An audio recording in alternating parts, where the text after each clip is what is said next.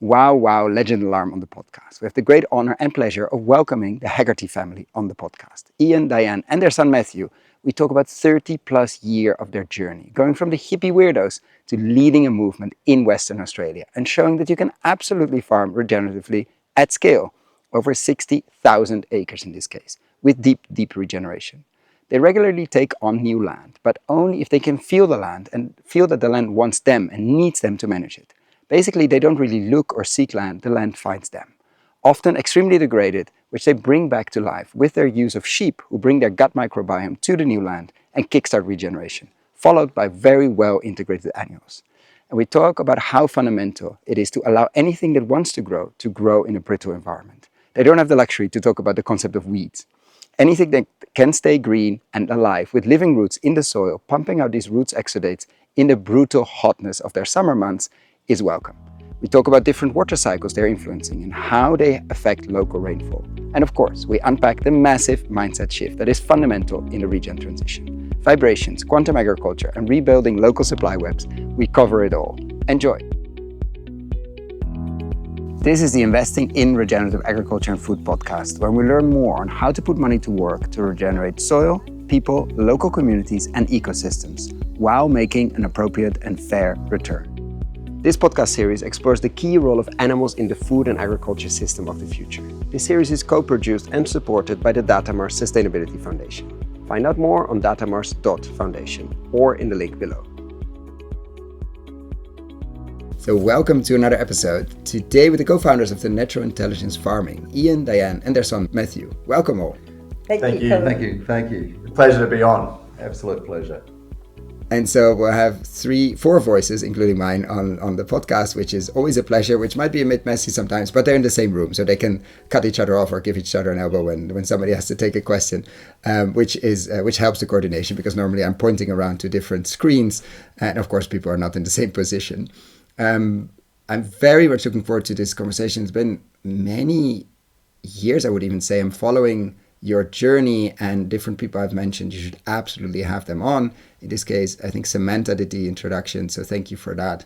And I'm just curious to unpack your journey and your story, which you've told many different times. You've won big awards and things like that. So I'm sorry for repeating some things, but I hope I will give some interesting angles to it that others haven't done yet, or at least this is a different audience in that sense, and some might have learned about you already and some haven't. So just to start with, I'm not saying the beginning, but we always love to ask this question: why are you doing what you're doing? Why are you spending most of your waking hours on soil and in soil? In this case, we're going to talk a lot about microbes.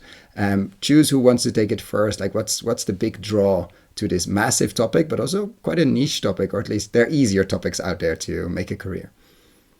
Well, I think the thing that drives me why we do what we do, and we all probably have a little bit of different answer on it, but we're food producers, not commodity producers. And I think with the health issues around the globe and the planetary boundaries that are happening around the globe, we can make a big difference if we actually really concentrate and work along with nature and produce the best quality that we can possibly do.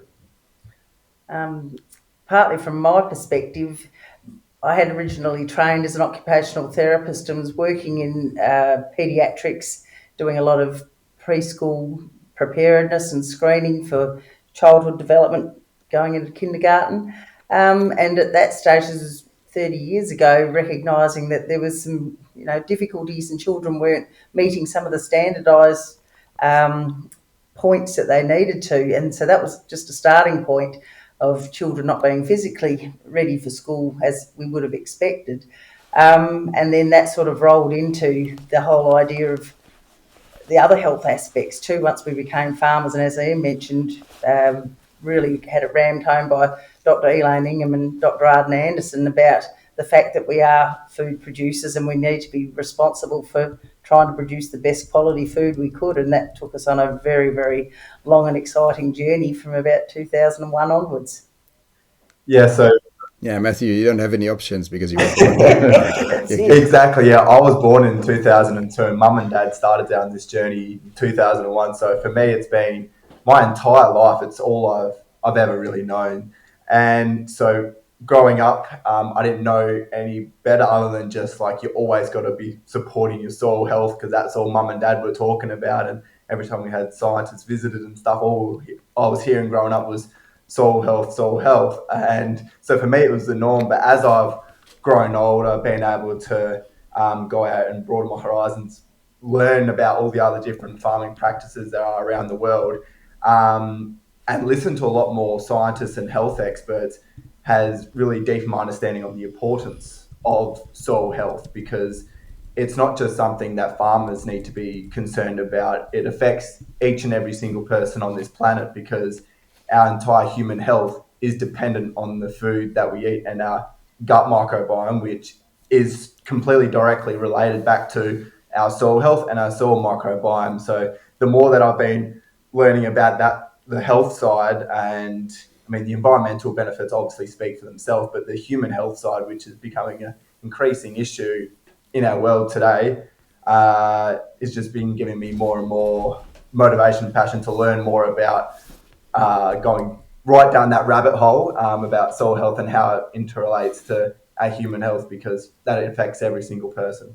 So I think what I failed to put in my background was industrial agriculture. So, I've been brought up in the industrial agricultural systems with family farms. And so I know the gig on the other side, and starting, especially with my age, I saw the slowly increase of actually how the industrials just got more and more and more. So I think that was a big driver for us to, when we started farming, we're Di and I we look at it now, lucky enough not to actually inherit a farm. And you think, gee, that's a bit strange, thinking it's lucky not to inherit a farm. But what it did by starting out on our own is it allowed us to make our own decisions too. So we didn't have inheritance to really think to look after. We could actually make our own way. And I think many times in the early days when we first started investigating and trialing things and doing things, we'd sit around the kitchen table and say, oh, what's the worst that could happen? I'll go broke. Yeah, oh well, start up and go again. So I think it was a good, that gave us the freedom to do things differently. And it's fascinating. All of you three, of course, mention health, but also there was such a trigger at the beginning, like 30 years ago. I mean, now I'm not saying all we talk about is food as medicine and preventive medicine and the soil microbiome and the gut microbiome, but it's much more of a thing, or you are with your food aid. Of course, the book that came out 2-3 years ago.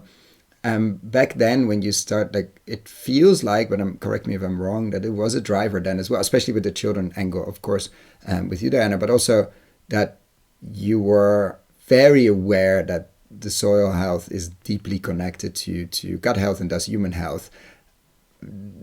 How is that to you? First of all, is that true? And second, were you very alone at that time, or did you easily find a tribe of people that was there as well, or were you, let's say, the weirdos in the corner? Definitely farming practices wise, but also to take human health so seriously. In Western Australia, I'd say we were fairly alone at that time. There was the odd people that we could catch up with that were trying to do different things as well, but it really meant that we actually spent every summer when we had school holidays, we packed the kids up and we'd head over to the eastern states of Australia, and we went to every state and just picked out whatever farmers we could find that were doing different stuff. And fortunately, along that way too, we bumped into some wonderful Australian scientists like Dr. Christine Jones and Walter Yenner and Dr. Martin Stapper and people like that in the early days that helped us understand that some of this stuff was real. We weren't just looking at the world with rose-coloured glasses, seeing what was going on, and that, there was science behind it too, and there was other farmers doing stuff. So we just asked them who was best to call in and see, and we went round and, shared a cup of tea over the table and had some great yarns. Must have been amazing holidays for you, Matthew, when you were maybe not so into it.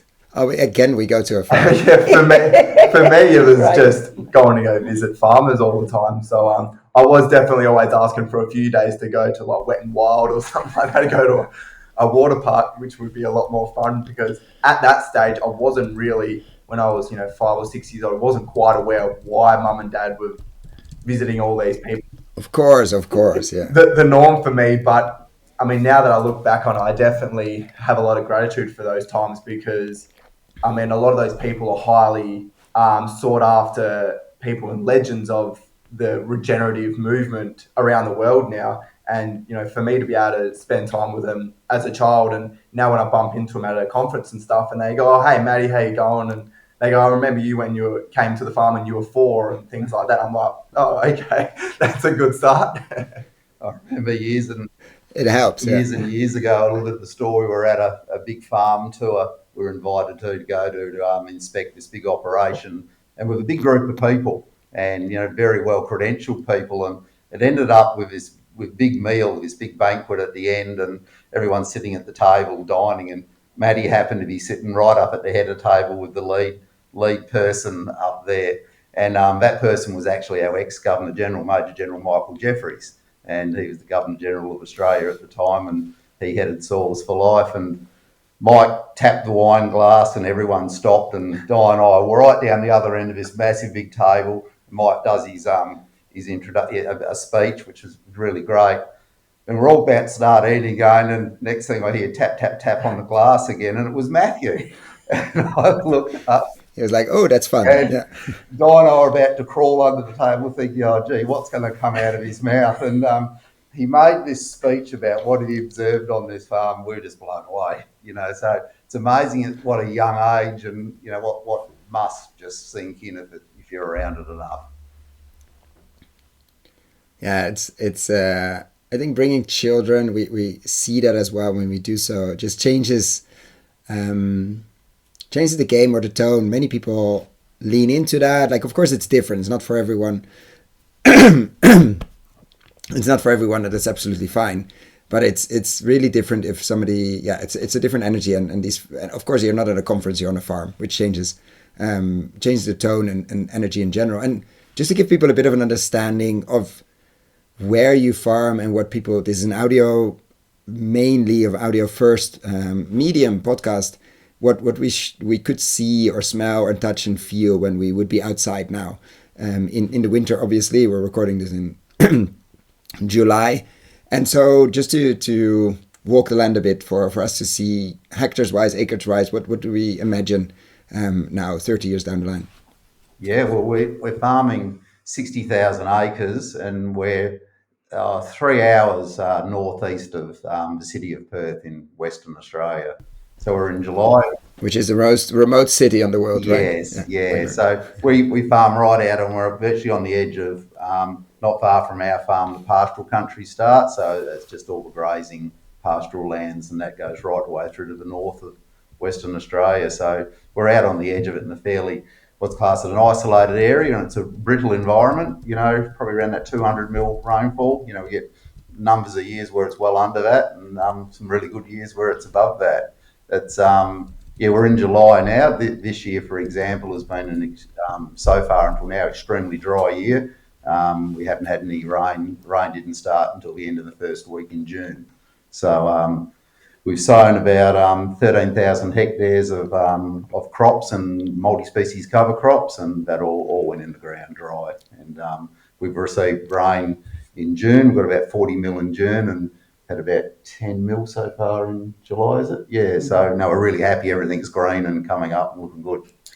As far as the landscape goes, it's very broad and undulating. We're very fortunate. There's some high spots. We have some magnificent views around the property, but a mixture of soil types, some nice deep clay loams in places, but then some very shallow rocky country that's had a lot of wind and water erosion in the past. So rebuilding topsoil there has been very interesting, but it's progressing beautifully, and as a result of that, getting a lot more resilient plant base there. So plants that are active in summer and winter, and they do get going very quickly. So even though it was only the end of first week in June that we got the rain, we've now got very good cover and fresh green growth across the whole property, going really well. So it's looking pretty good at the moment, and just about to start the wildflower season, so that'll make it look even better. This is definitely by far probably one of my favourite times of the year, because it is a very dry and brittle environment with not much rainfall. But once that winter starts coming in and the mornings start cooling down, because you've been so used to the hot, dry weather from the summer, it's a really special time to be out in the farm, because the last probably month now, we've been having those really chilly mornings where it's nice dew, start real nice heavy fog where we're situated is up on top of the hill. So you wake up and you see the fog down in the valley. So it makes you feel like you're up on top of the mountaintop. And yeah, really special time to be able to see the crops starting to germinate all around the farm and really looking terrific at the moment with the small amounts of rainfall that we have had. And it's a very pretty landscape out here with the red dirt contrasted with now the green crops growing and the massive blue skies as well that we have out here that we're pretty lucky to have, and yeah, get some pretty special sunsets out here as well. So it's definitely a bit of a hidden paradise out here. Yeah, it can be pretty lonely at times with how isolated it is, but yeah, very fortunate to be out here. Got a lot of granite outcrops as well and native bushland around that, so we're pretty fortunate with that too. So great habitat and biodiversity opportunities, which makes it pretty good and interesting to get around and have a look and share with other people when they come. Yeah, I see an amazing sunset and a picture, and I think a harvest combine or something behind you, but I see the sunset. Yeah. And just to describe a bit your operation, you've said you started basically from zero. You started farming not on let's say inherited land, but on land you bought yourself, and then steadily been growing. Is it safe to say that you've taken on, let's say, not the easiest lands there are and easiest soils in that sense, and had to figure out a way to really regenerate at the core because it was so degenerated over a lifetime and more probably? In the beginning, absolutely. We would virtually take on land that a lot of people didn't really want. There was a couple of real estate agents that would approach us when they had trouble leasing properties, and they'd ask if we would go and take them on. So, yeah, there's been times where we've been spread over 15 or 16 different properties at one time. We were driving from 100 kilometres to the north of our home farm and 100 kilometres to the south of the home farm, covering up to 15 properties at once. So a lot of time on the road, so a lot of time to look over the fence and see what everyone else was doing and how it was all working and, what we were doing across such a broad landscape, at any one stage. So basically we put $100,000 deposit on a 1,600 acre farm, and we had no machinery, no livestock, and it's just grown from there. I remember when we first started, we got one of our local advisors in, and they came out and looked at us and they said, the best thing you guys can do is stop before you start.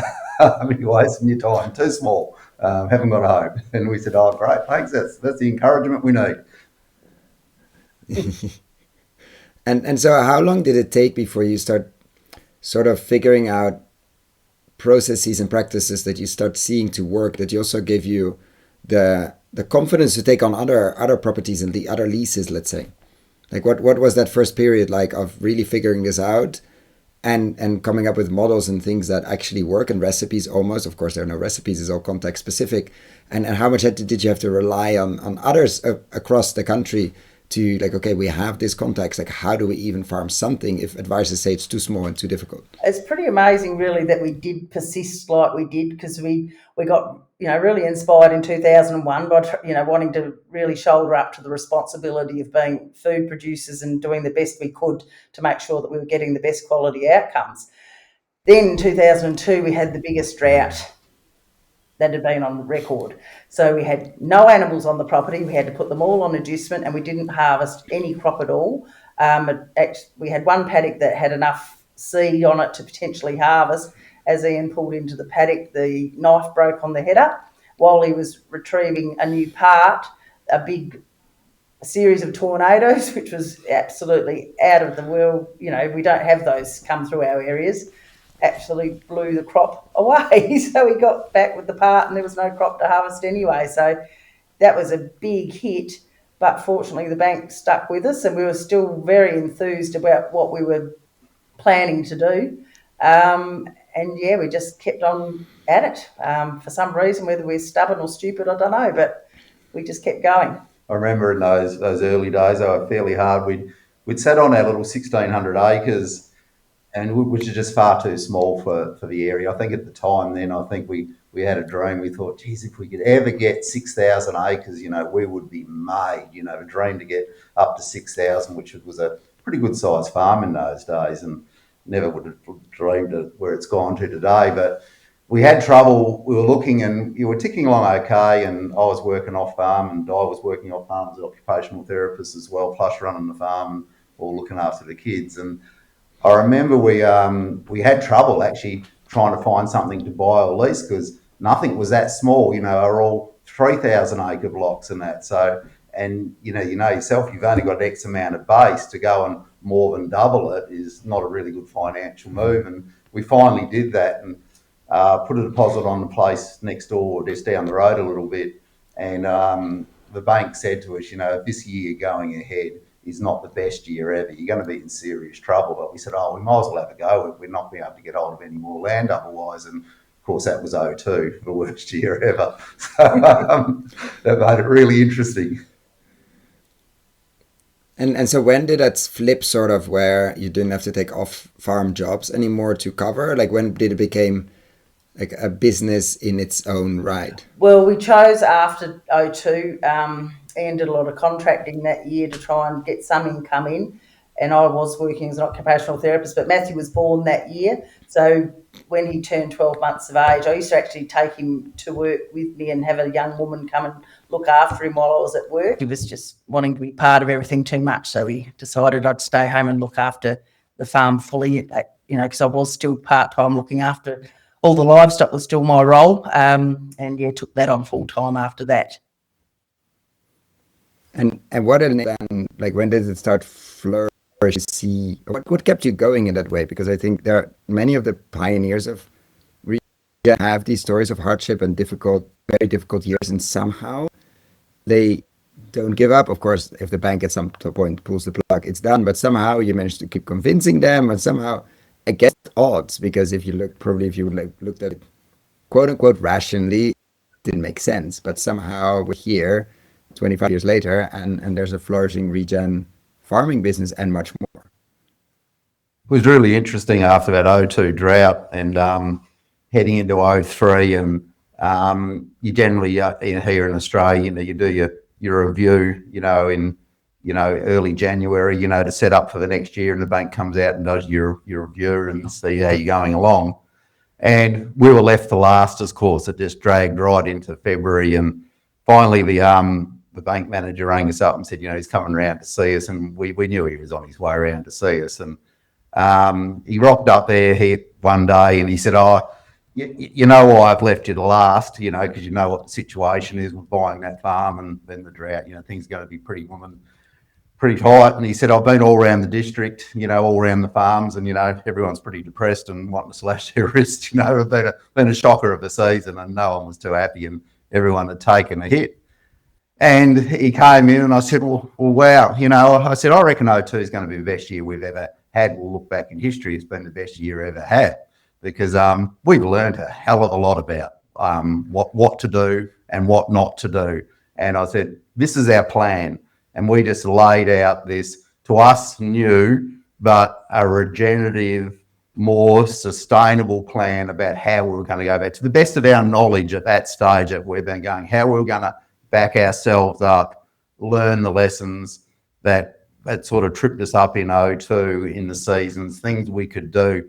Rolled out a full plan to him of actually how we were going to do that. And I remember he sat back and he said, wow, not what I expected. He said, really not what I expected, because everyone's on the back step, you're on the front step, going to take this forward. And he says, I'm going to put it to the superiors, and they've had to go to Melbourne. We're in Perth, and they put it up to us, and they gave us a run for another year, and the rest is history.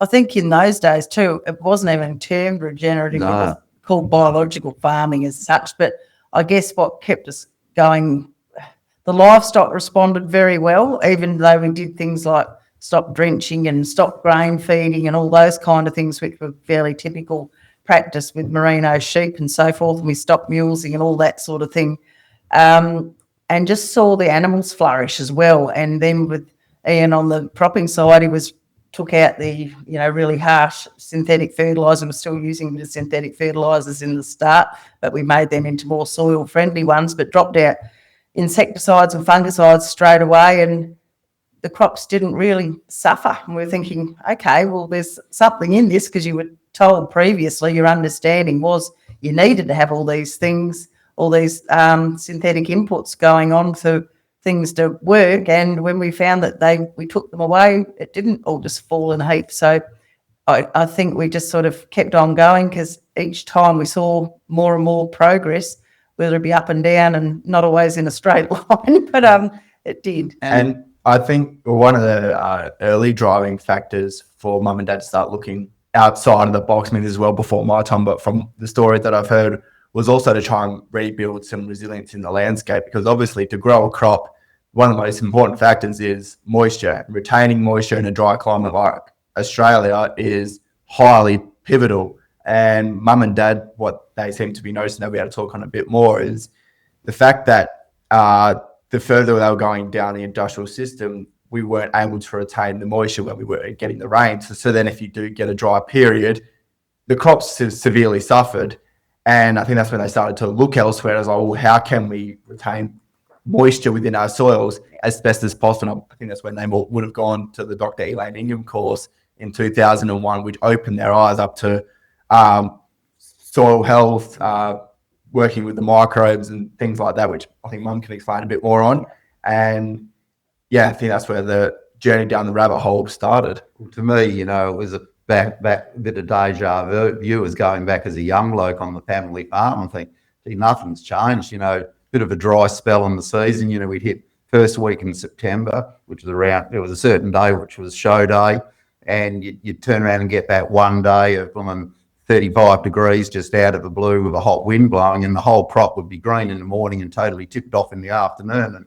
And we started thinking, well, this is back to the way things had always been. We're not going to be successful in this venture if we just keep doing what has always been done. How are we going to expand, compete, go forward if we're just doing the same old? And I remember digging up root plants, digging up root systems. We had these little tiny root balls, about as big as the palm of your hand and only in the ground about 3 inches, and you'd hit the hard pan and thinking, no wonder on one hot day the crops are all tipping off. And we got limiting factors here, but we got to change, and that's where probably the old saying came in. Well, if we don't change, it was unknown, there was no one to really talk to, it was really a leap of faith of actually trying to work it out ourselves. And that's where probably the confidence came in. I thought, well, we're not going to make it doing it that way, so we might as well have a go at this way. And what's the worst that can happen? It's just go broke. In land of the blind, the one eye is king. Yeah, it's the and like it's fascinating to see the bank person recognizing. I mean, of course, after having toured all the other farms that are in trouble just as much as yours, without a plan. Probably the plan there was and is in some cases still hope for a better year in terms of climate, but not feeling or sensing or feeling the agency of there's something you can do, like what you said, Matthew, about whatever comes in terms of rain, or talk about it because you're actually influencing that as well.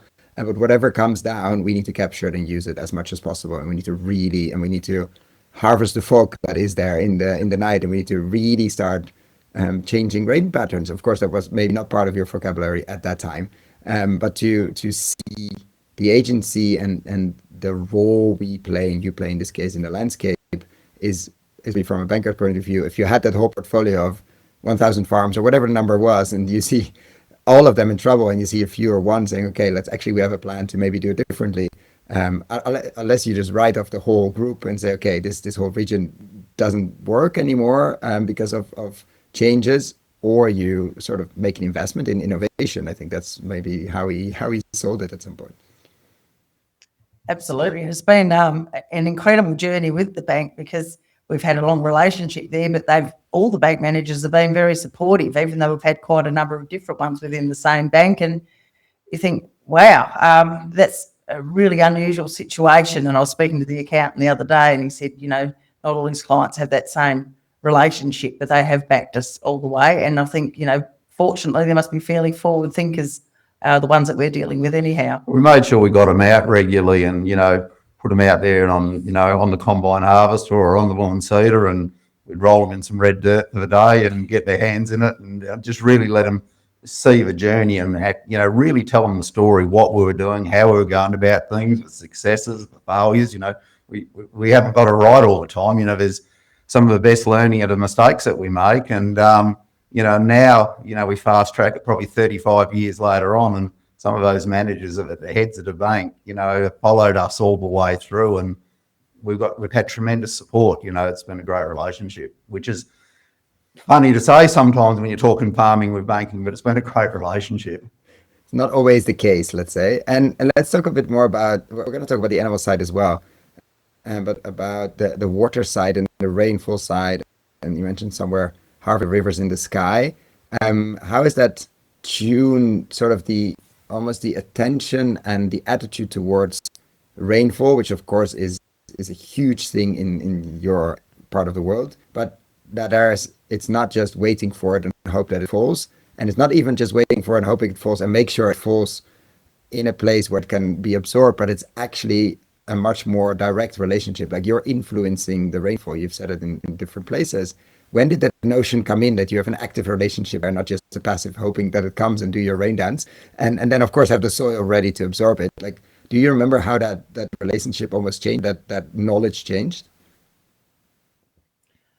I think coming to this property here at Molleran made a big change, because the wild catching properties were all scattered. So they only had a lot of small parcels, and they were all separated by quite a lot of kilometres. So we weren't ever really able to have much of it impact at the landscape level and on water at that stage. Although, you know, just the very local on our property, we could certainly get the water infiltration and all that kind of stuff happening. But it was when we got up here and had the large landmass that was conjoined, seeing that impact over that large area with increasing that water infiltration, and then seeing it slowly seep through the landscape, and then creating that freshwater lens on a lot of the salt land that was lower in the landscape, and seeing the sheep drinking from that, but then providing the opportunity for perennial plants, which of course we were encouraging. We're encouraging everything that could possibly grow to grow, so that we were having a lot longer green feed season throughout the year, regardless of, you know, what the season was. You know, we may have a 6 or 7 or 8 month dry time, even longer than that at times, in extreme heat of 40 to 45 degrees over the last summer, but still seeing, you know, plants being able to be green and growing in that, you know, in those circumstances. And then I guess too, with the larger water cycle, fortunately there's a large tree planting to the south and west of us. So tacking on to that as well, we've got a real capacity there to try and influence some of that at a big scale too. By bringing the native grasses, having them, but they've all started coming back on their own accord. So once we've stimulated and got that quorum sensing going up in the soil, we're finding all these native grasses coming back. So as Di said, we've got longevity of green, and that's actually throughout the year, where that larger water cycle, where the tree plantings might be bringing some rain in, but we've got areas, especially where this homestead was, it just never used to rain. If it was ever going to miss out, it was going to miss out. Now it seems to be getting the rain, you know, and it's we seem to get our fair share, and we seem to get, you know, the heavy mists and fogs come over the whole area and creating that smaller water cycle, getting it all up and going. And so when we hit the year of 2023, you know, as you know, it was only just a couple of years ago, and we only had an 84 mil growing season that year for our growing season. So it's fairly hot and dry throughout that year. But, you know, we grew some wonderful multi-species cover crops. You know, we actually cut hay off some of them and stored a bit of fodder, and but they grew just tremendously. And even the straight cereal crops did really well. So we talk about the big 2002 drought that we had. Well, 2002 was a good year compared to 2023. And, so how things had changed, and we're able to get that water cycle happening and those plants functioning properly, that they utilised on such low moisture but were still able to produce. That's what really gives us a lot of security going forward. Yeah, so able to harvest most of the crop that year, and all the sheep were retained, other than you know, we sold off some, but we still were able to keep all the breeders and so forth. And yeah, no, it was a phenomenal outcome compared to what 02 was. Yeah, and how important has that message? Of course, we had Walter Jena on the show, and has that message of water cycles change? Not the message, let's say the conversation around water cycles, that we have an influence not only on destroying, but actually restoring, and how to do that. Of course, you talked about it before, saying we never had a large enough plots, let's say, together to actually start seeing that. Because if you have a lot of individual smaller plots, you need to be lucky they're in the right places, let's say, to see that influence. How is that conversation been in a place like Australia, where water is so important, and where you have the giants like Walter and others? Has that conversation been starting to get more mainstream? I'm asking because I don't see it yet so much in Europe or US or other places. Like, this is becoming a thing. Like, look, we are part of the water cycle, we're a keystone species, and we actually can restore quite a bit and have quite a bit of influence on the positive side. I don't think it's out there enough mainstream. We've been very privileged to have people like Walter to, explain some of these scientific ways about it. I remember Walter sitting down here and explaining about the rivers in the sky, and he said, there's rivers up there, equal to water flows of what's going down the Amazon, just up there in the atmosphere that are flowing through. And he says, if you can get your bacterial aerosols off the right native grasses, well, and going up into that atmosphere and actually starting to capture some of that coming down. He said, Has that changed your farming practices? Those kind of conversations, like actively, like, how do I pull down, or how do I influence, or how do I trigger, let's say, the rivers in the sky? Has that changed your farming practices? Very much so, and I guess that's the whole idea of the longevity of green. So whatever's growing out there green all year round is good.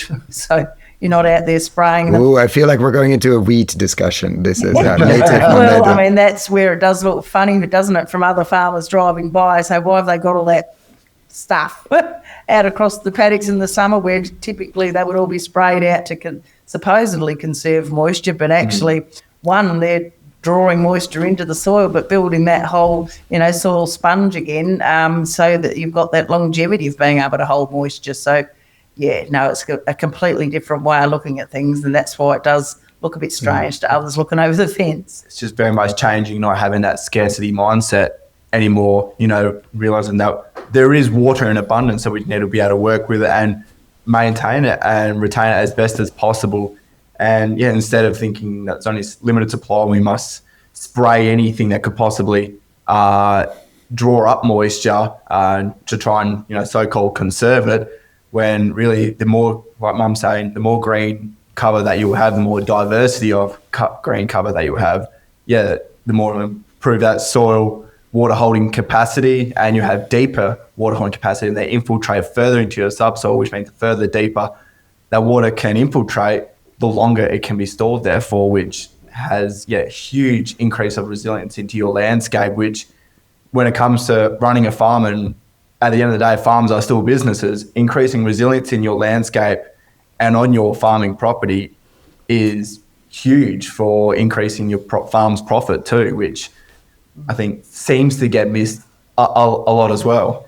Oh, it's really interesting. We took on a property in 2020 that had drains put through it to drain away the salty water, because it was pretty low in the landscape and was having some big salinity issues.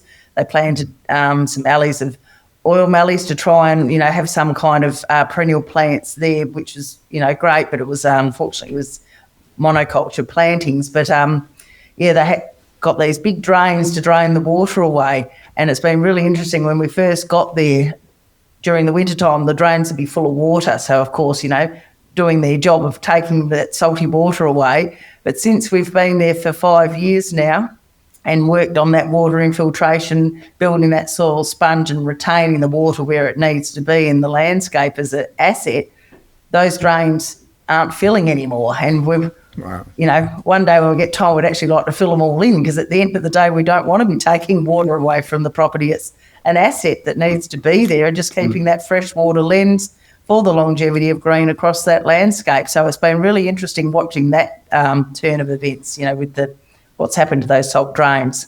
So you've got to be very careful, when you look at going into dry years and things like that.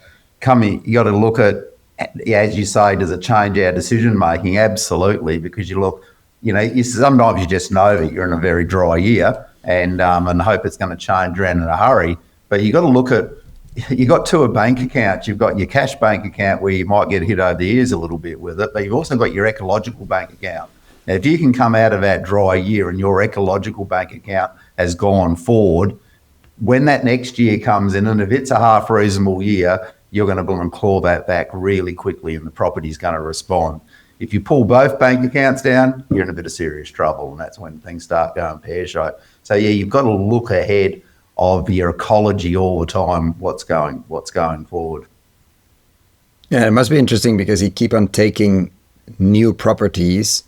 You can see the difference, of course, from where you have been for a much longer time, but also refining your sort of approach. Like, how different is it when you take on a property now compared to 5 or 10 or 15 years ago? We had a conversation on animals, and we'll get to the animal side of things. It's been a long intro into the world of animals, but with Marco Carbonara in Italy, and he says, now I walk the land of a new property when I buy something, and I pretty soon, like after a few hours walking it, I know what the rhythm of animals is going to be. Of course, I'm going to observe it, makes sense, etc. But what the order is to do things. Like now, when you look, if you're still looking at new properties, but let's say you do, how do you walk the land, and how do you let's say decide, okay, what's the plan of, not attack, but what's the plan of action to go into a mostly degraded piece? I think really interesting. We actually haven't really gone actively out and think, gee, I'd like that property, and gone and seek the property out. We actually find the land comes to us, the opportunity comes to us, and then that land, it's probably a bit strange to say, but that land is actually talking to you, and you soon get the feel. Don't worry, on this podcast you can say anything. Yeah. That's not a strange sentence at all. Yeah, it talks to you, and it tells you what it wants and how it goes, and whether you actually should be there or not. There's some land that comes across your path and it's just not meant to be. It just tells you not there, and you pick that up. And when you start learning to listen to that, that's when things really start to work right on.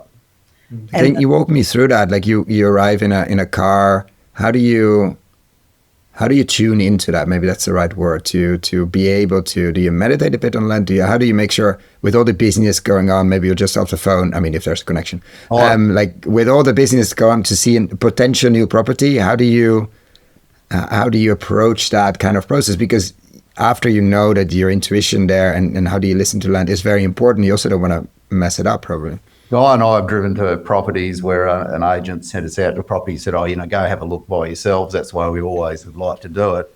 And we've actually drove over there in a ute and driven through the front gate, done about 100 or 200 metre arc in the first paddock, and driven out the front gate and said, not for us, see you later.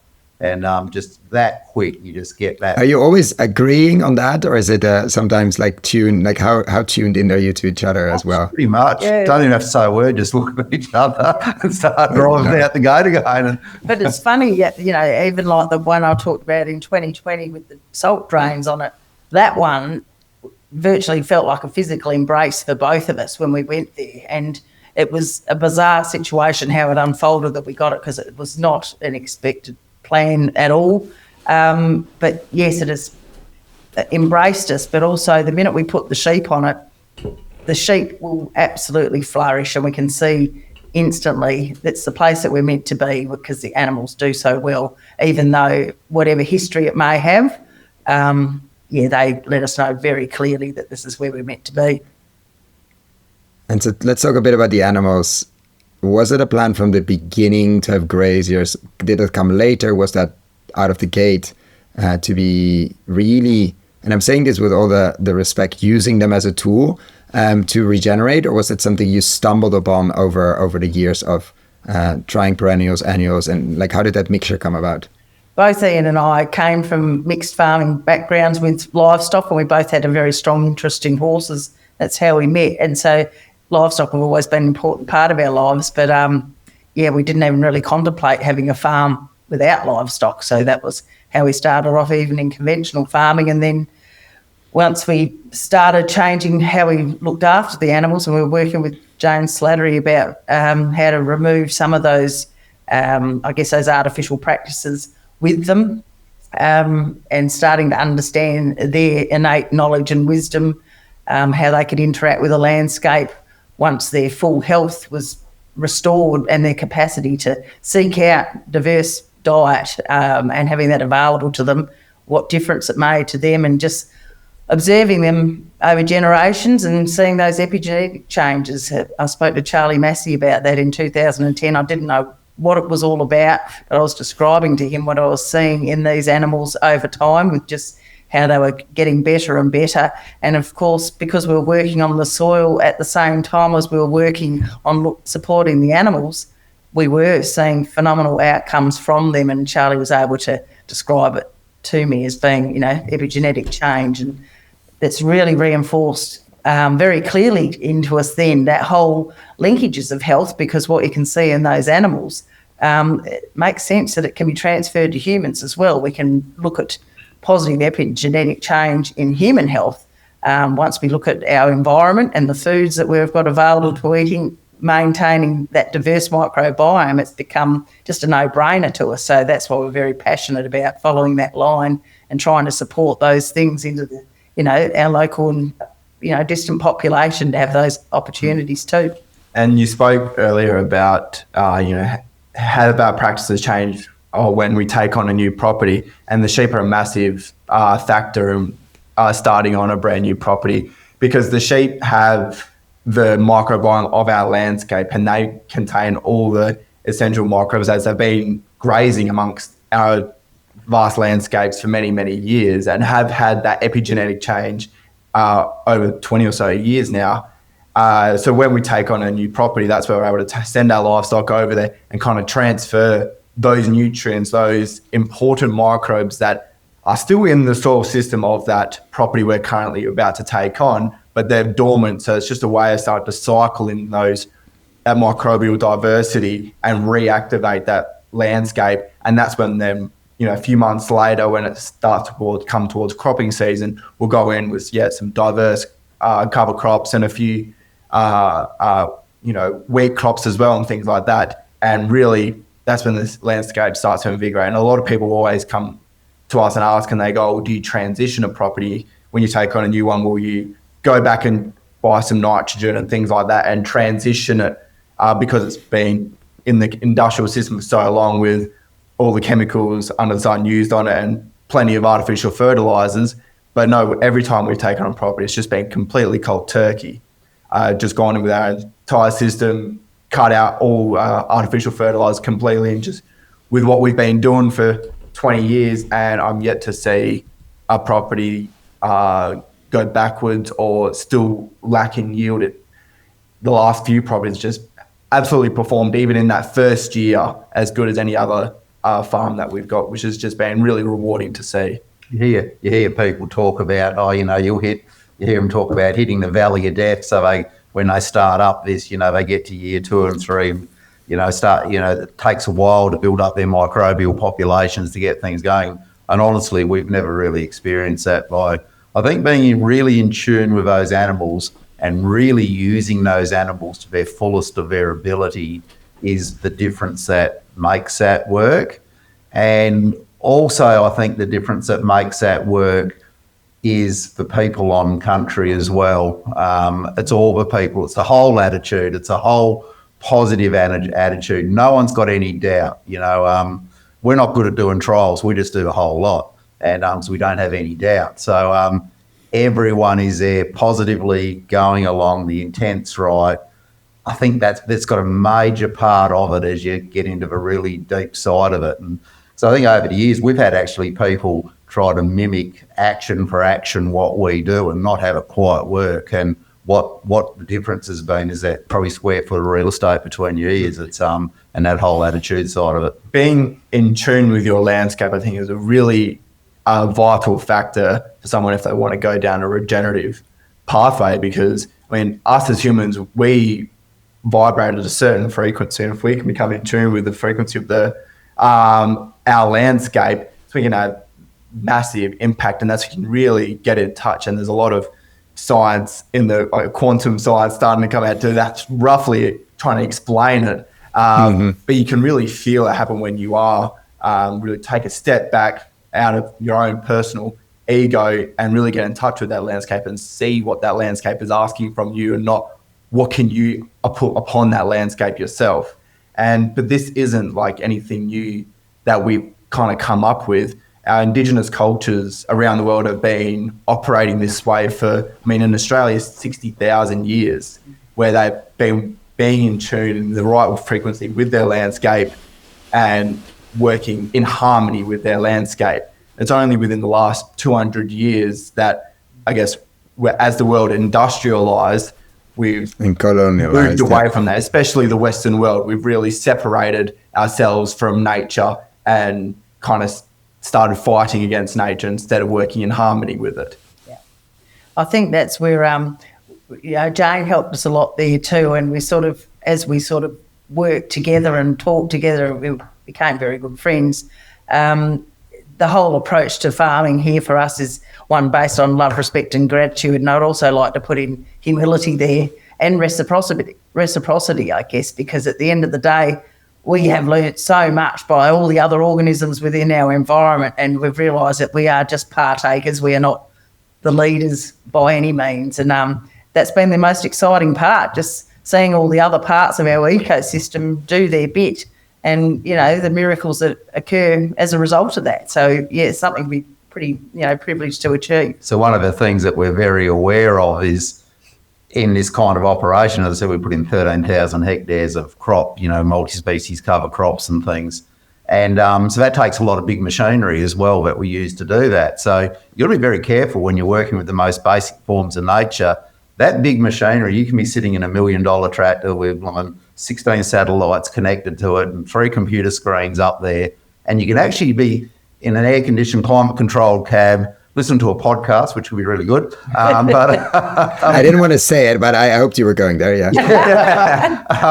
But you can get out of actually what's actually happening on the ground when you're towing a 70-foot bar doing 25 hectares an hour or something like that.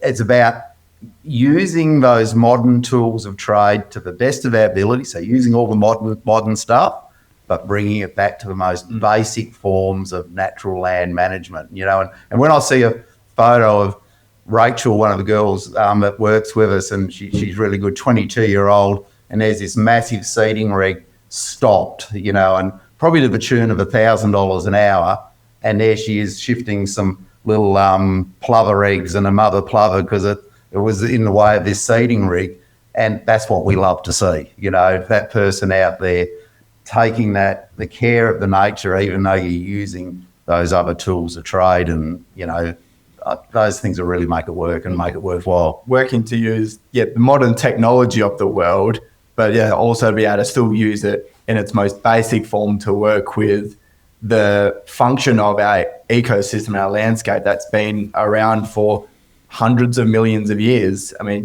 Humans would like to talk about the brilliant technology advancements that we have made in the last couple hundred years, but nothing will ever come close to the technological advancements that our ecosystem and our soil microbiome has developed over hundreds of millions of years. There's no way we'll ever catch up to that sort of intelligence. So in any way possible that we can reconnect with that and harness that intelligence to be able to produce premium food, fibre and beverage for our population to consume, a beverage, produce that we, us as humans, have been evolved to consume. We haven't been evolved to consume these highly modified products that we seem to get a fair bit of these days, which no wonder we're getting so many negative health impacts around our population because of it. We haven't been designed to consume that, but if we can go back and produce food the way nature has evolved for food to be produced and utilise those natural systems, it's going to have a major impact on our human health as well, because we've been evolved for millions of years to consume in that food in that manner. Yeah, I think but it's fascinating to hear that.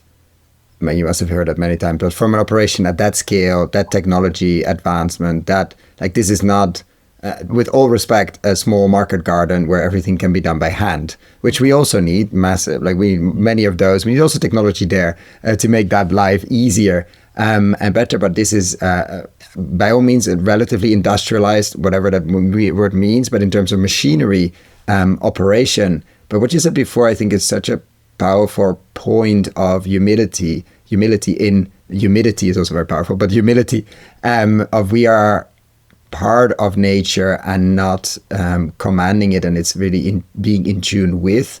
That sort of seems to set many. I'm always wondering if that's sort of a basic screen question to ask as a screening. Like, do you think you're part of nature, or do we control it? And if people are like, it means they didn't think about it, and probably that's a sort of it's a pass, let's say, from an investment point of view, or from any kind of, like, when you visit other farmers, do you tune into that very quickly if they're in the control versus, let's say, emergent mindset? Is that something, or anyway, if you would be going, you would assume that they're in the emergent mindset more than they are in control? Is that something that triggers you, or you'll be able to filter quite quickly now, just as you're in tune in the land, that, okay, we need to be here or not?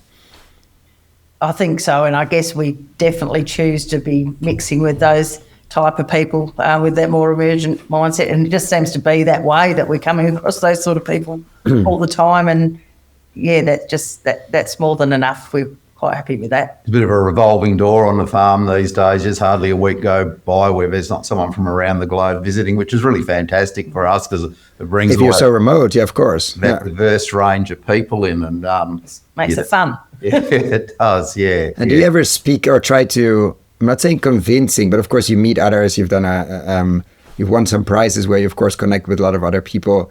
And let's say outside the bubble, what's your? How do you approach that? Those kind of conversations, or courageous conversations, let's say. We're really, if anyone wants to ask the question or wants to know anything, happy to share whatever we possibly can to help. Will we go and explain this or push this onto someone else? Absolutely not. It's everyone's got to run their own story.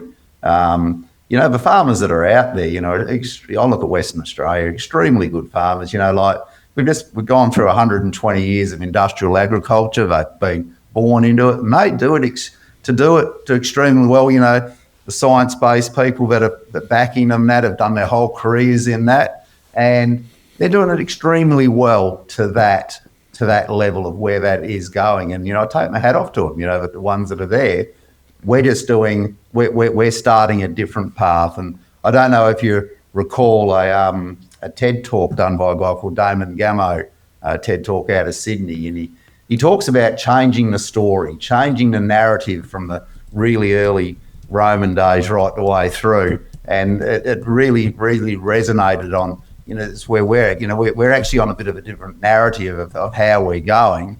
It's not that we definitely support all those other farmers, very proud of actually what they've done, but we're forging a new chapter of what's going forward. That's how we like to look at it. I guess a lot of the time too, we're mixing with people from all parts of the community, and they seem to be coming up with questions, but with a lot of gratitude too, because a lot of them don't necessarily have those linkages with farms and how food's produced anymore. And when they hear those conversations, they just think, wow, and they're just very appreciative that, there's farmers out there trying to make that difference in how their food is grown, how their environment's looked after, how the biodiversity is supported. And, we get a lot of people coming forward and, wanting to share that understanding and learn more as a result of that. So that's a great thing, and what we're trying to do is work with the wider community for people that don't really know much about farming at all. Mm. I've had plenty of experiences, obviously being young, still going out and socialising at bars. Plenty of times where, you meet someone new and you get into a conversation, you get into what you do for work and things like that. And the amount of times I tell them I'm a farmer, but, do more of I try and put it simply, I do like a sustainable type of farming, and they go, oh, okay. And you pique their interest a bit about it, because they go, okay, because they're so used to hearing, that farming's negative when it comes to the sustainability side. So when I say do a sustainable way of farming, they go, oh, okay, that's quite interesting. And they start asking a few more questions. I go into kind of explaining what we do in a shortened version, and it really empowers a lot of people. They are quite amazed and love to hear that this is actually occurring, not only in the world, but also in their backyard. And all of a sudden, and then instantly they're asking, okay, where can I get this produce? This is great. How do I follow along? Because I think they see it as a way of hope and a way of future for their country, but also their own health. What's really encouraged us as of lately, we spent a week in Canberra in February, and mixing with all different professionals from different angles of careers, but a lot in the medical profession and professors and researchers and that. And it was really humbling, the amount of them that were coming to us and saying, thank you for doing what you do. And they're saying in our medical profession, they were all trying to find cures and remedies for all different diseases that might be hitting them at all different angles, from MMD to Parkinson's to Alzheimer's to everything. And they're saying the sheer fact is we are being hit with a tsunami, a tidal wave of ill health. And we're getting millions and billions of dollars invested into us, and we're working our hardest to try and find and doing a wonderful job of finding cures and prolonging life and really doing a fantastic job. But what they're working out, and they're saying thank you to us, because they're saying somewhere down the line, someone's going to have to try and close the floodgate down the other end of the situation a bit. And they're all starting to wake up to this microbiome, the soil, the farm, the food we're eating, the environment we're living. Someone's going to close that floodgate a bit, because we're not going to stem the tidal wave up the other end. And, and that was been really rewarding for us. And it's been massive, the amount that have been coming forward.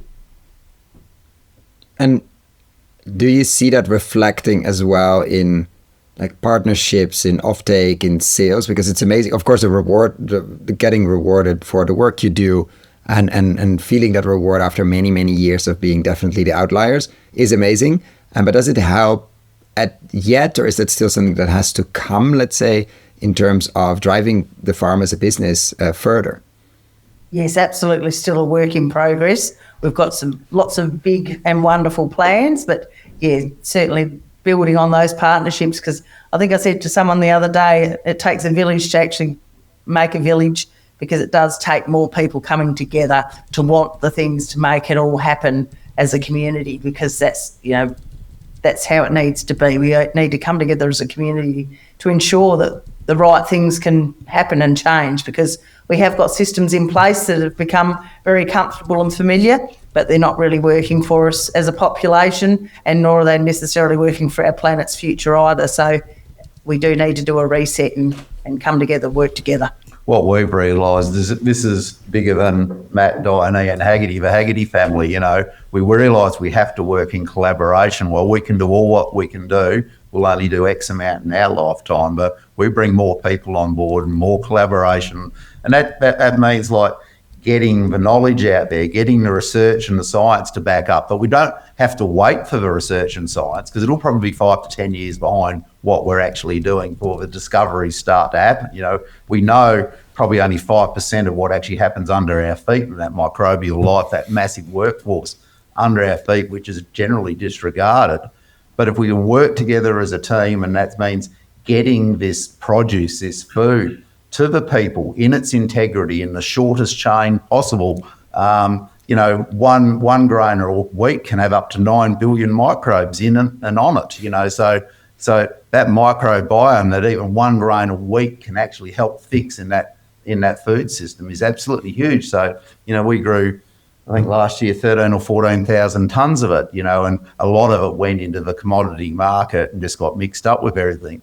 Imagine what that could do to the people down there, and that's our goals. Just keep working on those systems to get that true to them. And it's definitely no easy feat. Like Mum said, it takes a collaboration of everyone to achieve. Because at the end of the day, we're trying to write a new blueprint, create a whole new market that does not exist yet. Which takes a lot of work. And we talk about trying to activate and get the quorum sensing going within our soil system, because that's how you get the amazing outcomes biologically across your landscape. But we also need to get going the quorum sensing through us as people as well, because that's where we'll get the amazing outcomes as well. Yeah, and it's an interesting, as you started with, we want to grow, we grow food, not commodities, but you're still also part of that system, rightfully so, because now you can take that amount of tonnage to a farmer's market in Perth and say, okay, who wants to buy some? That would be tricky, let's say, to say the least. I think, yeah, many people forget, let's say, the logistics of these things, but at least my sense is, but it's still, I saw a quote somewhere, I think Regen Brands mentioned like a lot of brands now want to use, especially bigger ones, want to use faces of farmers, obviously, but they can only use, in this case, this specifically face of a female farmer if they actually buy from it. Of course, we're not going to greenwash, but there is an interest. But then there's a whole processing side. Like, how do you make sure that this microbiome actually gets to my gut microbiome and not gets somewhere shelf stabilized and then it's no longer flour, let's say, or it's no longer. So there's a lot to figure out. But it's interesting, the notion of how do we bring, I think, the health side of things into it, because it's such a much bigger sector. There's money in the sector more than there is probably in food. Unfortunately, we still put more like on a cream on our skin or medicine than we pay for food. That's starting to slowly change, but it's a big mindset shift. But it's starting to slow down that tsunami or the floodgates, or close it just a bit more, because it's just not going to be sustainable. Even if we come up with the best cures and the best pills, etc., it's just going to be completely unaffordable. It already is in many places. And many people start waking up to that. It's like, oh, this doesn't feed me, it just fuels me, or that doesn't even fuel me, let alone feeds me properly. Has that, this is a very long non-question, more a statement, has that led to like your neighbors and your community as well? Has your success, and of course your fields look messy, but it's a good thing, not Charles Messi, but messy. Has it led to more, let's say, like-minded, closer to you, around you, that have been starting to join you on that journey? Of course, their own journey, but at least to not discard you as, oh, those hippies down the corner. I think it's an interesting one. Probably the least people, your influence you hear around the globe is probably the people sometimes in your backyard, because you don't go there to a certain degree. We're probably more recognised in the eastern states of Australia, and also around the globe. Maybe globally as well. Yeah. Which is, many pioneers have that. It's not a unique feat, I think, if you because you look for your tribe and you don't find it nearby, probably. Yeah, but people around us really respect us, and they're great people because they just see what we do, and they do show interest, but they're on that. They're farming to a system, and it's being successful at this stage. And you just don't, because you mix with these people, you just don't really go there. But you go up with Di, and I did a Canadian speaking throughout Canada. I was speaking to her in northern US last year, August of last year. It's great. You can just go for it. You can go as deep into quantum agriculture as you want to go, and they will resonate. But there is more and more local people that are coming forward more frequently and doing more their own work on their own property, and feeling confident that there is a path that they can, follow in their own modified way, which is good, and you're seeing more and more of that. It's slowly becoming less of the weird hippie thing that it once was. I mean, for me growing up, for many, many years, I'd cop a lot of crap for being the weird, hippie, organic, just any type of insult under the sun to have a go on me, because it's a miracle you're still there. Yeah, that's you didn't run away. Yeah, exactly. One of the only farmers in the country doing something completely different and going against the grain from everyone else. So yeah, definitely copped a little bit growing up. But as the years have gone on, is slowly, there's obviously still your odd few, and you're always going to get them, but I've noticed that narrative starting to change a little bit. And instead of approaching with, oh, you guys are just bloody crazy out there, going, okay, they actually see that there obviously is science behind it, that it obviously does work. They still don't quite understand it fully themselves, but the flywheel is slowly starting to turn, and there's a very slow change. Like, I've had many conversations with friends who, when we first met, they thought, we're off our heads. And after a few years of, just being mates and having many, many conversations and many arguments as well, and just explaining what we do, and they've gone and done their own reading in their own time, and they've come back to me and said, actually, what you guys doing is pretty bloody smart out there. Don't understand it. I'm not sure how you guys are making it work out here. obviously, because all they've known is the industrialized system, but they go, but good on you for giving it a go and trying something different, which, you know, I thought that was pretty massive because it was completely massive change from what I grew up listening to. And I think, you know, a bit of a proof's been in the pudding. You know, we supply a couple of bakeries down in the city, and they're very popular, you know, and people are really loving it. You know, they're generally sold out. And, so I think a lot of that's, you know, really taken. You know, I think we've got beer on tap now at one of the outlets, and, you know, that's gone really successful. So, you know, it's really starting to take. And I think the new generation of Matthew's age, you know, might have been away to university, they're coming back with a different lens to the older fellas. And, you know, they're looking for these things. So it is really encouraging to see that there is change. And that was probably one of our things as well, you know, like, I agree, you know, I think, you know, on the globe, you know, that the most farmers that are small farmers on 2 hectares or 1 hectares or something like that, doing wonderful jobs. And we've had people say to us, well, why do you do out here like you do at such a big scale? And we thought, well, this is where it's got to be proven too. You know, why all those farmers do all this very well on these small scale and do an excellent job and then can sell their produce out at their front gate or they're closer to a big city, while the big corporate scale operations out there going mental if they're ploughing and doing all these things, well, it's going to affect their environment if they're closer in on the coastline or somewhere as well. We've actually got to be able to prove that it can be done on the big scale as well, you know, similarly on the small scale. And so we've actually been able to achieve that to a large extent. And now what we've got to achieve is actually getting, like you said, that volume of produce, you don't carry it in the wheelbarrow, down to market and to the people. Yeah, so I think for the last, well, ever since Mum and Dad started, it wasn't initially the plan, but it kind of became the plan of, you know, trying to prove that it is possible to be in a regenerative system or natural intelligence farming system, which is what we do, and be able to do it at scale, because that's the first argument that everyone comes up to. Oh, that's great. Yeah, do it on your small property, but it's not possible for us at a large scale. You can't do it. But, you know, Mum and Dad, and we've been able to prove that it is possible and you can have amazing outcomes from it. But I think now where we're kind of transitioning is to, well, what's our next goal?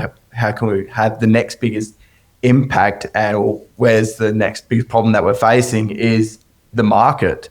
You know, we've got the produce, the consumers are screaming out for it as soon as they hear the story and hear about it, just trying to get that short supply chain in the middle, which is, highly difficult, and it's not cheap, especially for small family farmers like ourselves, to fund on top of the farm as well. But that's been, I think, the biggest driver for me personally to come back home to the farm. I mean, I've always been passionate about what Mum and Dad have done, but to see the scope on where we can take it to the next step, to be able to create a big impact, get that produce out there. I mean, I've always had a bit of a little love for marketing throughout I've been growing up, but to try and get our produce out there, sell that story, and create whatever you want to call it. We've created a regenerative brand that we've named it Natural Intelligence Farming, and to try and get our produce out there underneath that brand. And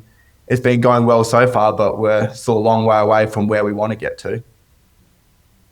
Yeah, and I think it's a journey that almost, unfortunately, many farmers have to, at some point, they also start taking control more of their supply chain and where does it go to, because unless you're very lucky with buyers that are super in tune with what you're doing and able to command a premium and sell that, et cetera, which basically nobody has, almost nobody.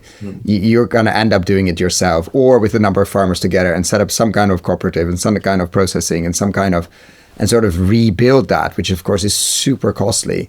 And so, that's very logical, but unfortunate that has to be the case, that you cannot sell into, not yet, sell into in large enough quantities into more established supply chains, which have 100-year experience and history and does 100-year infrastructure ready. Because everything here costs money and is scale. You have to store it separately. It has to be completely processed separately. Otherwise, you cannot say that this is being grown with these ingredients, et cetera, et cetera. I understand why it's complex, obviously. Yep. And it's not anonymized. What we're hoping for is that as some of these big why we work on that to our scale, to our ability, but why some of these big multinational food companies, and I think as you explained before, they're actually starting to see it.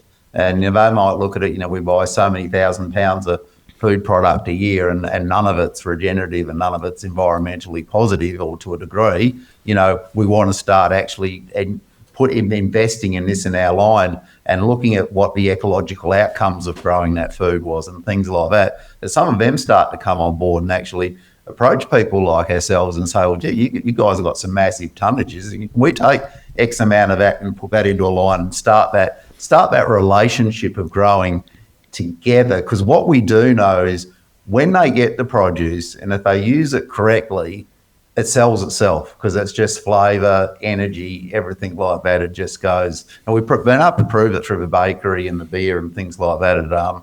Once it gets out there in the marketplace, off it goes. So we're hoping some of those relationships might open up.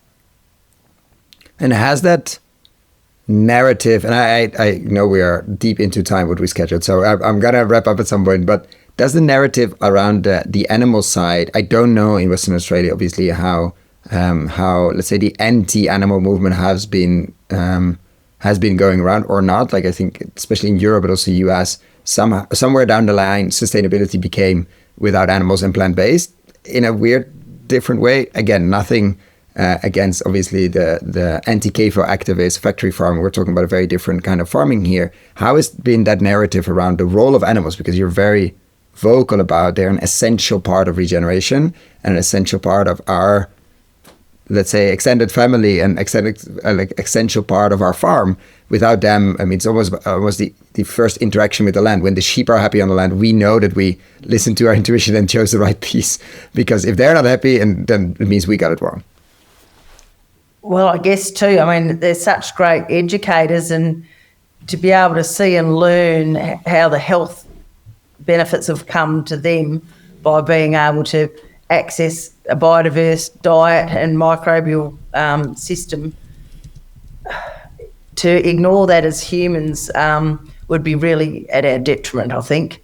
They offer a foodstuff that you can't get out of a plant system alone, and nature has evolved for that reason, and they're an integral part of spiralling upwards as opposed to spiralling downwards. They are transporters of microbiome around a landscape, and plants and microbes in the soil respond to that. So, yeah, I think it's certainly at our potential detriment to ignore that. We've got a part of our success here is we've got a total self-circling loop system here. So we grow multi-species cover crops, which we bale some up for hay and store in some of the old sheds around the place, which then gets fed back through the animals, which then feeds the worm farm, which then actually ends up in manure sometimes underneath the shearing shed, which then gets used to inoculate that same multi-species cover crop in a Johnson Sioux reactor or a static compost heap or an aerobic compost heap. So it all just gets used round through the animals, through the worms,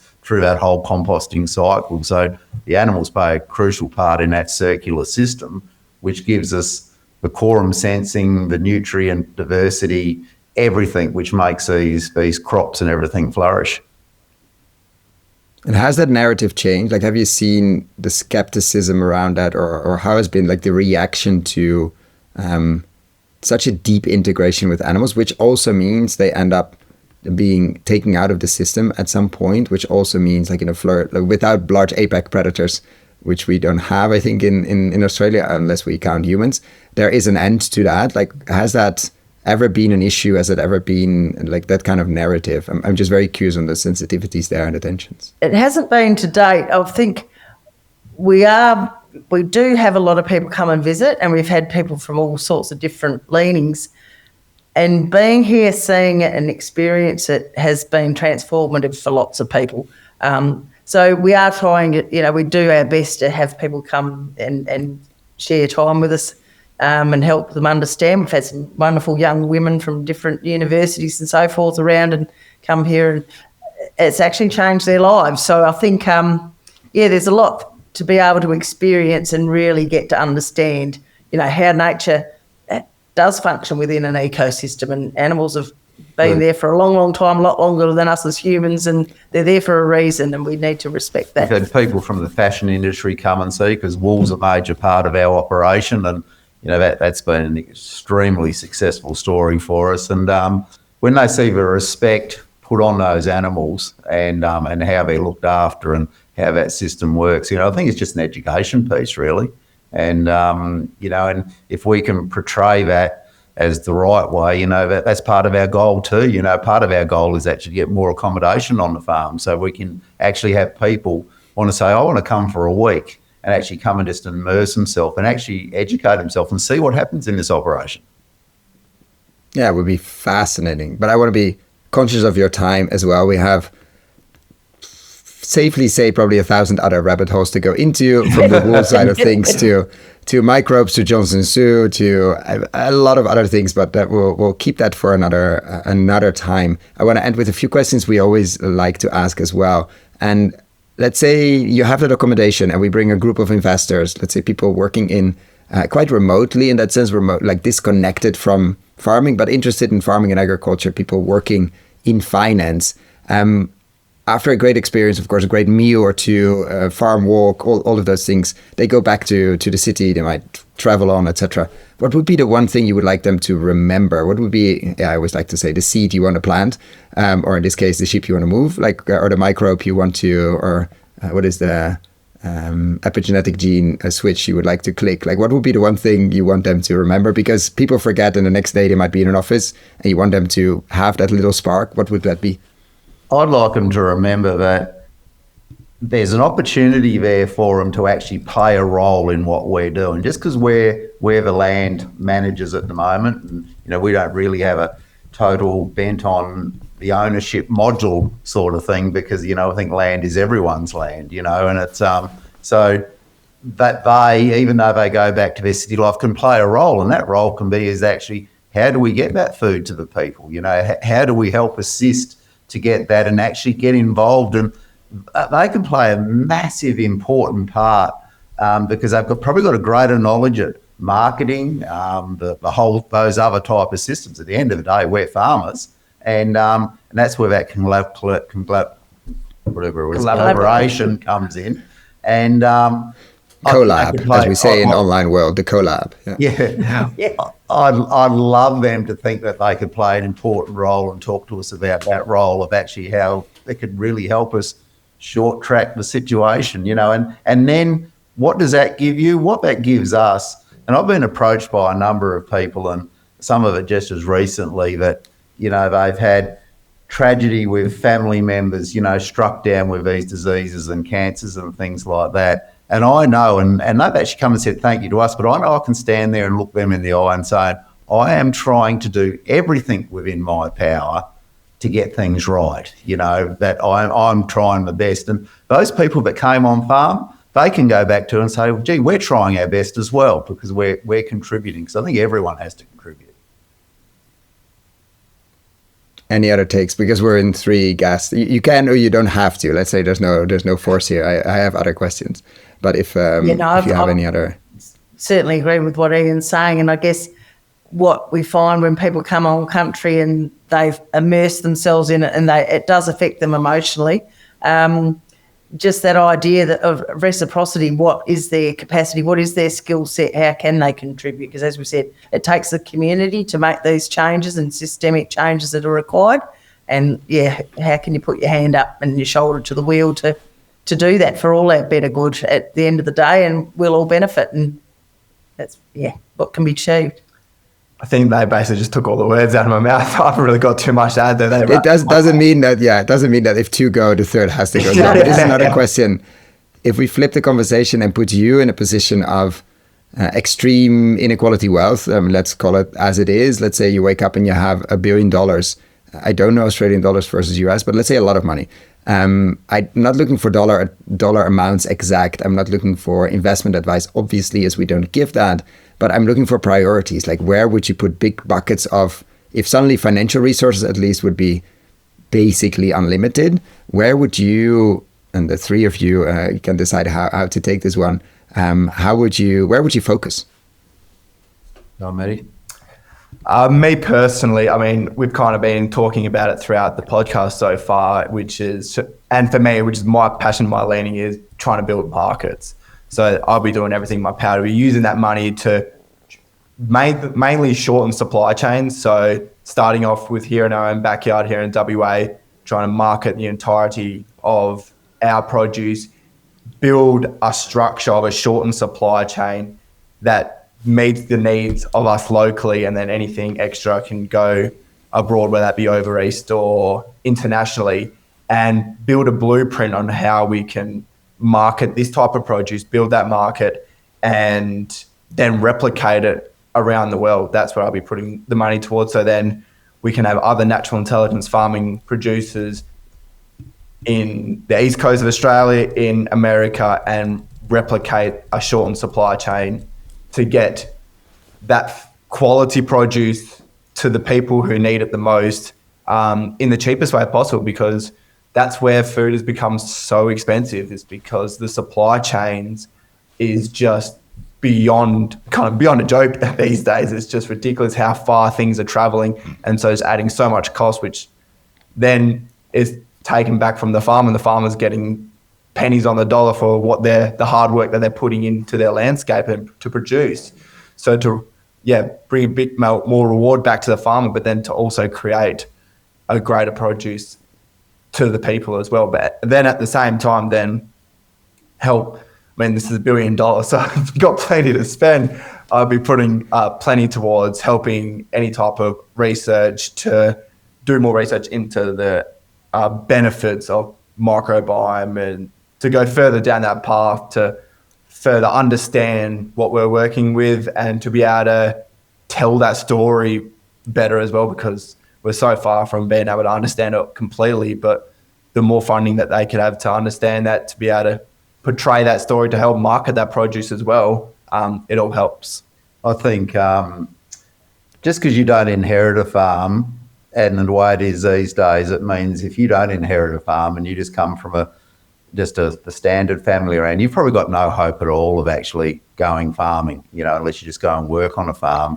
I'd be looking at putting systems in place where that can open opportunities up. So you can actually be not born into a farm, and you can end up being a very successful farmer.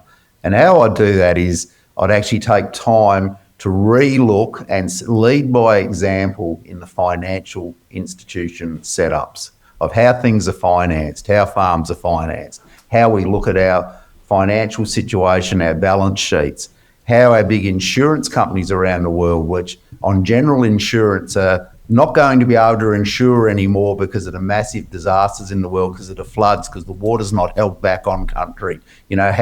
So part of their investment can go back actually into farming, which then can actually help bring other people on land. Our superannuation funds are already great. Yeah, we just picked up 10, 15% return on investment. We've got in oil companies and all these things around the world. What I say to them, well, out of your whole portfolio, if you went to all your shareholders, all your people with their superannuation funds in there and said, well, let's put 1%, 2%, 3%, you can do the other 97% into the other off-market things, which has given us 15%. Let's put it back into the environment. Let's put it back into agriculture, the food, things like that. I would spend time in trying to change that narrative of where it's going. Because I'm a farmer, I go and buy the farm next door. I'm paying between 8 and 9% interest because I'm a farmer, isolated farm. I go work for a big multinational supermarket. I'm the manager of the supermarket, and I buy a house down in the city. I'll probably pay 3.8. Big difference, and we're producing food. So and a big difference in real, like, it still amazes me. Sorry for interrupting. That we consider a house like a safer investment instead of a farm and soil and asset that's being regenerated. Based on based off someone who could lose their job tomorrow. True, and could be, and in the farming, still the only asset where you can farm and have a return and leave the asset better than you got it from. But like the maintenance is your food basically coming off of it if you do it well. And that somehow, I don't think that's landed yet in the real estate business. Like, this is a very different thing. It's such a, and that, of course, it should be completely reversed, or even in a different way, you should be paid to regenerate, which you haven't figured out yet. Anyway, just a short rant on the real estate markets. Yeah. So that's exactly, that there's a lot of things that we could spend time and money on doing. And Dora's turn. Oh, well, I was just thinking, the slight difference, I agree totally with everything that the both of them have said. To bring it back to home, though, is I would also like to facilitate the opportunity for more people. Like Ian said earlier, we can class ourselves as land stewards, and we need to be able to share this environment with more people, and we can bring more diversity of what this landscape can produce and create. We have some wonderful First Nations friends, and the opportunity to have diverse bush tucker and bush medicine and stuff occurring, bringing culture back to the landscape. This little area here used to have 185 people living in it. Now it's lucky to have 10, but there's still the opportunity there if we can get, housing, some of that food development, like Matthew's talking about, getting the infrastructure required so we can have the grain mills, or we might have a micro abattoir, or all the facilities there with a diverse range of enterprises. So there is more people. We can have our own wonderful local foods too to support our people here at a local level, and as Matthew described, the rest into the city or exported for if there's excess. So, I think that would be a great way to go to optimise all that we've seen and learnt here of food quality, and just increase that diversity for all.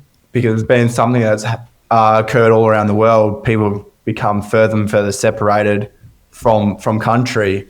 We've got less and less farmers and more people living in suburbs, and where, everyone back in the day used to know, everyone knew a farmer, whether it was an uncle, a cousin, a friend. But a lot of the times these days, people don't know any farmers, nor have they ever been on a farm. And there's been such a loss in connection of where people's produce is getting from, which is one of the most important purchases a person will ever make.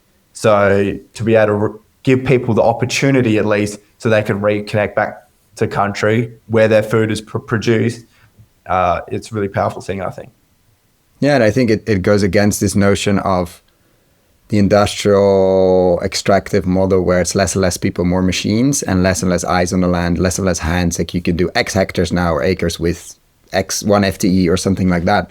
And what you're saying, I think, correct me if I'm wrong, what I've seen in other places, operations like this can support a lot more people and a lot more families on the land in different ways. Not everyone on the tractor, obviously, but there are other animal operations, there are other bush medicine operations, there is processing, there is partly living and partly working remotely as you have a stable internet connection, and so that the whole notion of the farms the people on the farm gets less and less and less. Actually, there is an opportunity, not easy because all of this infrastructure costs money. Housing is always an issue on any farm I've ever visited, because you get more people, you get more students, you get more interns, you get more businesses, and where do they live? And usually the answer is you can't really live on a yurt forever. I mean, you can try, but it's not for everyone, let's say. And so you become almost a real estate developer because you need housing for your people. But that notion of actually having more people in the countryside on land and part of their time actually active on the land is such an interesting. Somebody starts a market garden, somebody starts this, and and suddenly you have a little community, like a mini village, basically. Absolutely. And that's a very different path, as we're talking about paths again, then, this gets less and less and less, and you need an off-farm job, and you need one contractor, and then you're sort of managing your massive estate without ever touching the soil, basically, because you get from your Airco tractor cabin to your Airco car and probably to your Airco home. I want to end with this. Is such a risky rabbit hole question I'm going to ask, but I would hit myself if I don't. We mentioned Indigenous, First Nations a few times. How has that relationship been, and how much has that been of an influence or of a guiding North Star? Like, what has that been? Because I think Australia is special in that, compared to Europe, where we have those connections, but very differently compared to US, of course, where it's in a very different setting. I think Australia is quite special in that regard. So I would kick myself if I didn't ask the question. Absolute. It's been a huge part of it, really, especially for me. Before we, how we said we put back in 1994 deposit on that small property. Di and I spent a number of years up in the Kimberley of Western Australia, and we had a fuel business that we took on up there and started off, and we had over 100 Aboriginal communities, isolated communities on our books, and I spent a lot of time with First Nations elders. Really lucky at that stage. I was in my early 20s, they were in their 80s, the really old guys, 80s, 90s, and it really had an influence, massive influence, and to this day that still does play a large influence. If you'd like to comment on that, Di. Yeah, for me, I was busy looking after kids while Ian was able to go out on country a fair bit at the time. So for me, it's actually that respect and awareness has grown since spent more time actually on the farm ourselves with the animals, with the organisms. And then as you understand, you know, your position, I guess, within that natural world, and then you look at what our First Nations people, how they've been for tens of thousands of years and their integration with their landscape, just the respect and admiration for what they are and how they've lived, and culturally, that's something we're really wanting to embrace and go forward with as we progress, because we think they're all critical parts for furthering our own understanding and our own capacity as humans to be learning off the people that have had, you know, the longest culture, continuous culture in the world. And, you know, we're very fortunate to have some close relationships and wanting to further our, you know, growth through that. You know, we've had some wonderful people out, and, you know, we've walked songlines with them on this property where people didn't know that they were there, and they're there, and we've walked these songlines and seen these different things in the landscape, and it's got us to look at country a lot differently. We've got a lot more to learn. So part of this is, as your last question was, you know, what would you do if you had a lot of money? We'd integrate this First Nations knowledge even more to what we do. And, you know, we had a sense of a paddock back in that 2023. There was this paddock we were seeding, and if you took your normal mind and your head, and we were seeding this paddock because we'd gone off some First Nations intuition on this paddock, it was probably one of the driest, meant to be one of the driest paddocks on the farm. And anyone would have seen us seeding the paddock and said, geez, these guys are really off their rocker seeding the paddock like that on a year like this. It was actually our best crop. And that was offered intuition. And there's a lot more we can learn and need to tap into. So, yeah, immense. Such a perfect way to wrap up, and I'm going to do that. And thank you so much for your time, your patience with some technical issues on my end, and for the work you do and coming on here to share about it with, for sure, very busy times in terms of visits, talks, and of course managing a massive pieces of land, and being a land steward there. So thank you so much for coming on here. Thank you for listening as well. And thank you for sharing your story here. Thank you so much for having us. It's been a pleasure. Thank you for the work that you do and putting these stories out there. You know, it's absolutely fantastic work. Thank you very much. Absolutely. Thank you. Really appreciate your time. Thank you for listening all the way to the end. For show notes and links discussed, check out our website, investinginregenerativeagriculture.com/posts. If you like this episode, why not share it with a friend? And get in touch with us on social media, our website, or via the Spotify app, and tell us what you like most. And give us a rating on Apple Podcasts or Spotify or your podcast player. That really, really helps us. Thanks again, and see you next time.